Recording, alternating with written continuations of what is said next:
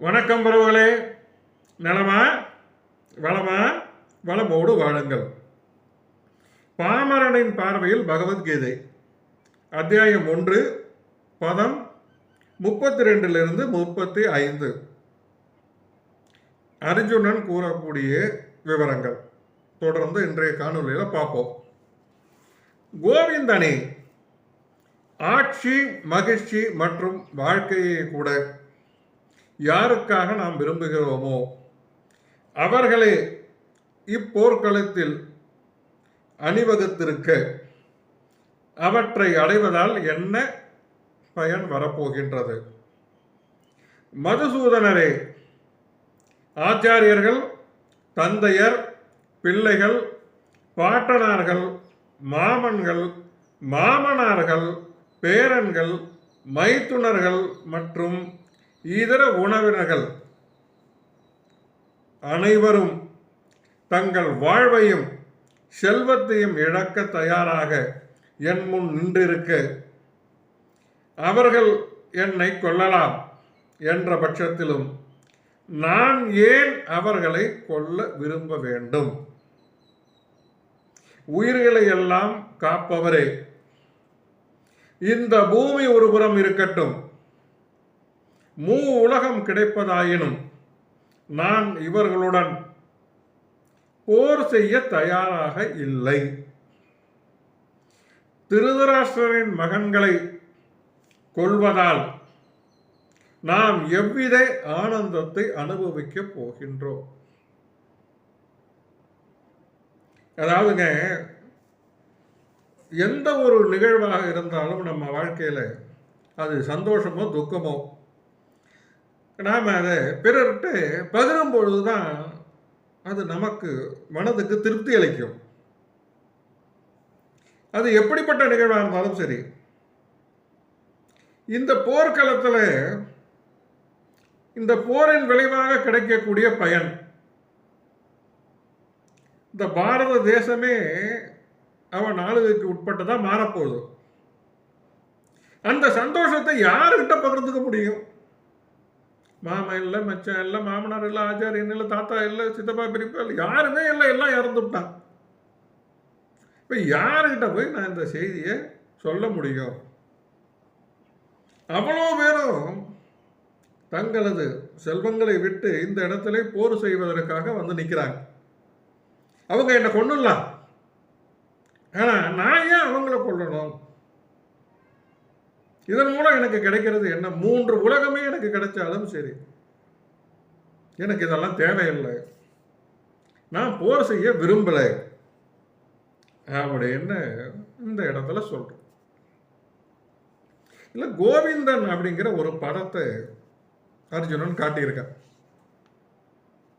பகவானுடைய நாமங்கள்ல கோவிந்தன் என்ற நாமம் எதற்குரியதுன்னா, புலன்களுக்கும் பசுக்களுக்கும் இன்பம் அளிப்பவன் கோவிந்தன். இந்த பதத்தில் புலன்களை பற்றிய தகவல்களை அவன் பகிர்றான். ஏன்னா திருதராஷ்டிரனுடைய மகன்கள் விஷமிகள், அப்படிப்பட்டவன் இறக்கிறத கூட இவன் இங்கே விரும்பல. அந்த அளவுக்கு பௌதீகத்துடைய தன்மை அவனை ஆட்கொள்கின்றது. கோவிந்தனுடைய புலன்களை திருப்தி செய்வதற்காக நாம் நமது செயல்களை வடிவமைத்திடும் பொருட்டு கோவிந்தன் நமது புலன்களை திருப்தி செய்த தேவையான அனைத்தையும் நல்குவார். ரொம்ப எளிமையாக காட்டப்பட்ட ஒரு விவரங்கள். ஏன்னா தவறு செய்பவன் யாராக இருந்தாலும் பகவான் அவனை விடமாட்டார். எப்படிப்பட்ட நிலையில அதுதான் கவனிக்கணும். தவறு செய்பவனை பகவானின் பக்தன் பழி வாங்கிறதில்லை. ஆனா அந்த போன்ற தீவர்களால் பக்தனுக்கு செய்யப்படும் கொடுமைகளை பகவான் சகித்து கொண்டு இருப்பதில்லை. தனக்கு தீங்கு இழைப்பவரை கூட பகவான் மன்னிக்கலாம். ஆனால் தனது பக்தர்களுக்கு தீங்கு இழைப்பவனை பகவான் மன்னிப்பது இல்லை. இங்கே அதுதான் நடக்குது.